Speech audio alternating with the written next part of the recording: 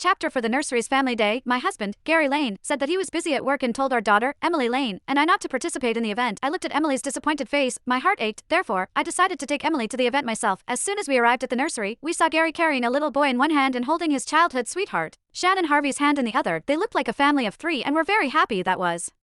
Until they saw me and Emily. Gary furrowed his brows a little and then let go of Shannon's hand. Don't get me wrong, Jasmine, it's not easy for Shannon to raise a child as a single mother. It's the child's 5th birthday today. She wanted him to experience some fatherly love. I looked at him meaningfully, squatted down, and held Emily's hand. Honey, say hello to Mr. Lane. Seeing what was happening, Shannon quickly held her son's hand and said apologetically, please don't be mad, Jasmine.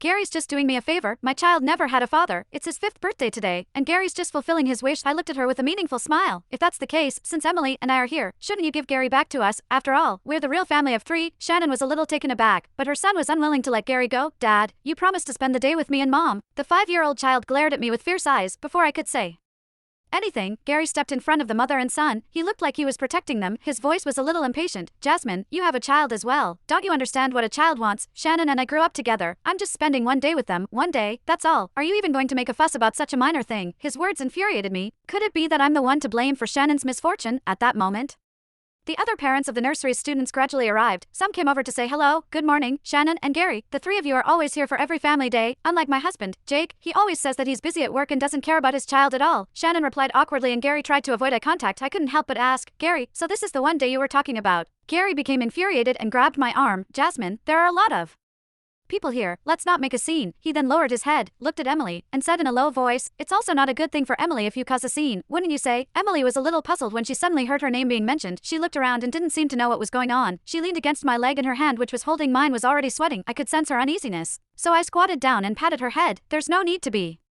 afraid, I'm here with you. I looked at Gary's, Shannon's, and Luke's receding figures. They were soon surrounded. Some greeted Gary with a smile in an attempt to please him. They were praising him because he was a successful businessman. He was only in his early 30s and was already the owner of a listed company worth billions of dollars. Gary was very proud of himself and was getting very cocky. As for Shannon, she looked at Gary with a glorious look on her face. Luke, who had been in Gary's arms, suddenly turned to look at me with a provocative look on his face. I couldn't help but sneer inwardly. It seems that Gary doesn't know his place anymore. I had not been to the company for quite some time due to being pregnant, but I own 75% of the Wing Group's shares. Technically, I was the one in control of the company. Gary got to where he was because of me, due to the fact that we were husband and wife. I gave him a manager's title.